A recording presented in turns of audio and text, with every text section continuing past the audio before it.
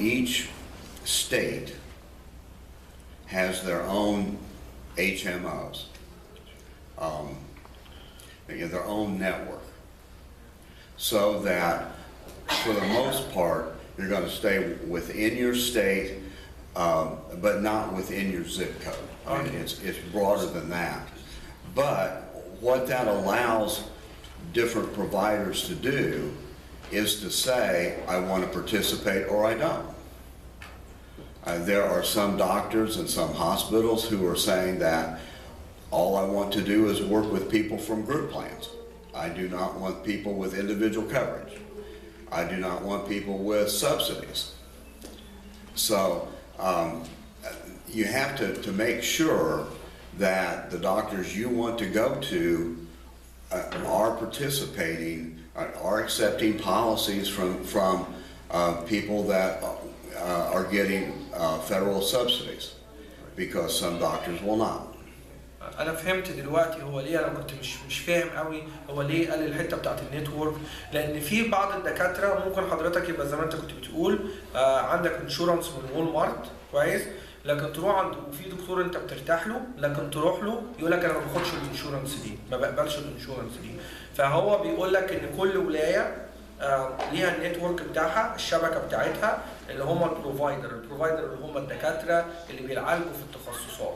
فلازم حضرتك قبل ما تروح للدكتور ده او تتعامل معاه لازم تتاكد ان هو بيقبل الانشورنس بتاعك او بيقبل السبسيدي اللي هي الجفرمنت بتديها لك لو انت مرتبك تحت حد معين زي ما احنا اتكلمنا، بحيث ان انت تضمن ان بعد كده ان انت هتقدر تيجي لك الكفرج منه. لان في بعض الدكاتره او بعض البروفايدر بيقولوا احنا مش عاوزين نشترك، يعني احنا مش هنقبل النوع ده من الانشورنس، احنا بس هنشتغل برايفت، which means ان احنا على الناس هتجيلنا من بره كده ملهاش دعوه، هيدفعوا لنا فلوس كام، مش عاوزين نشتغل مع الانشورنس.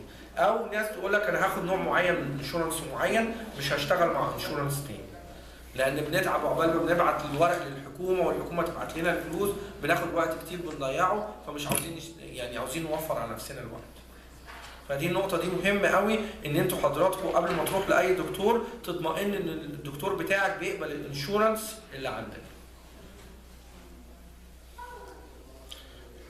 Okay, the last thing I'll say is that in this open enrollment season, we have 9 weeks left.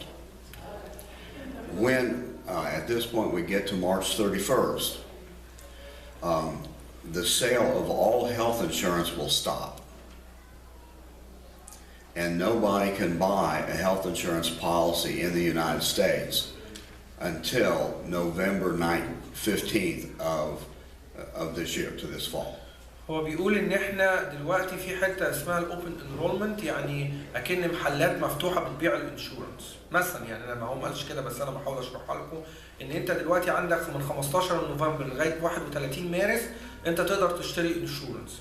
لو عدى عليك 31 مارس مش هتقدر تشتري انشورنس غير لما يجي 15 نوفمبر السنه الجايه.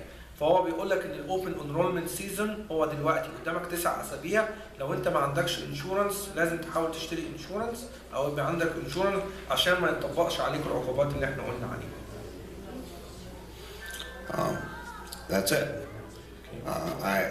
I know that there's a lot of people, 450,000 people in the state of Virginia that don't have insurance. هو بيقول ان في 450,000 واحد في ولايه فيرجينيا ما عندهمش انشورنس، وده يعني يعتبر عدد كبير جدا. And what is the exact population of the Virginia? Like what is like 6 million? Yeah, something like that. So, 6 million. So we're talking about maybe 10%. Right. Right. So 10% من التعداد السكاني في فيرجينيا ما عندهمش انشورنس. So we are open for questions now. Yes. بص لو سمحت، هو اتكلم عن مثلا زي وول مارت لازم تعمل انشورنس، اذا عملت انشورنس ما تروحش لاوباما كير. Right. ايه هي المعايير اللي بتحكم صاحب الشغل ان انا اطلب منه انشورنس او ممكن يدينا وما يدينيش؟ يعني في بعض مصالح ما عندهاش، يعني ممكن اعرف ايه اللي هو المطلوب. He's asking why some employer provide insurance and others do not, and what is the criteria that hold this employer to be accountable to offer his employee insurance or not? Okay, the federal law states that if you have below 50 full-time equivalent employees, you do not have to provide health insurance of any sort. Above that, you have to provide insurance to your full-time employees. القانون الامريكاني او القانون الفيدرالي بيقول لو انت صاحب عمل وعندك في الشغل اقل من 50 واحد بيشتغلوا، انت ليس مطالب ان انت تديلهم تامين صحي. لكن لو انت عندك اكتر من 50 واحد، انت صاحب العمل وعندك اكتر من 50 واحد بيشتغلوا، انت يجب عليك ان انت تدي انشورنس اللي هم الفول تايم امبلوي اللي هم بيشتغلوا 40 ساعه. Is a definition 32 to 40 hours, right? That's the definition of 30 hours. 30 hours and above. Right. Right. Many of you may have seen or may have experienced employers saying you can't work any more than 28 or 29 hours. Right. You know, that's what's happening. Yeah. في بعض الاشغال بيقولوا للموظفين بتاعهم انت ما تقدرش تشتغل اكتر من 29 ساعه، لانك لو اشتغلت 30 ساعه يبقى هو مجبر بالقانون ان هو يدي لك انشورنس، فهو مش عاوز يدفع لك انشورنس فيقول لك هتشتغل 29 ساعه. انا زوجتي واحده من الناس اللي هي بس هي ما كانتش عاوزه انشورنس.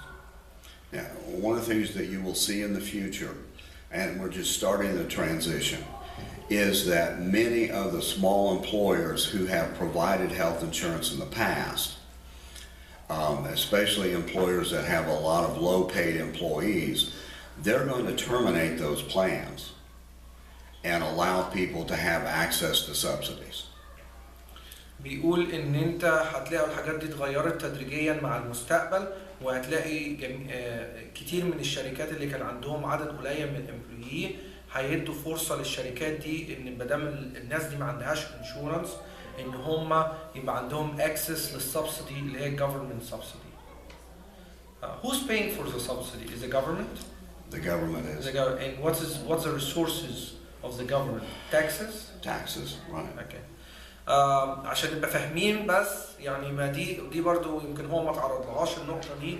المشكله دي يعني احنا اتكلمنا عندنا في الشغل قبل كده ان في ناس كتيره جدا في امريكا بيعملوا اكتر من $500,000.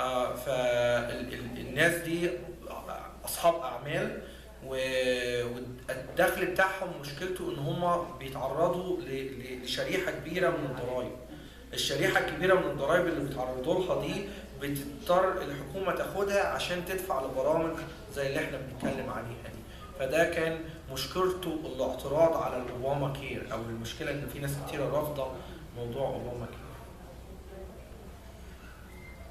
Okay. Now we have applications. If anybody needs those, we're more than happy to help people here. But also, if you have relatives or friends that you know needs to start looking, we have things here, and we're more than willing to share and help in any way we can. Okay, we would like to thank you, three of you, Mr. John, Shannon, and Sandy, and our father Mina would like to present gifts, small tokens for you for coming today. So thank you so much.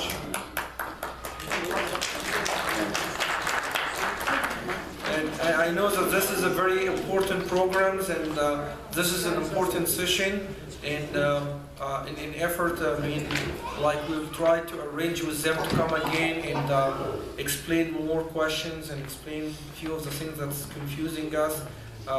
This is just like you see, it is a very important topic, and many of us don't have the backgrounds, the solid backgrounds to be able to give correct answers. So we really appreciate you coming today. Thank you so much on behalf of our church and on behalf of our priest. Thank you.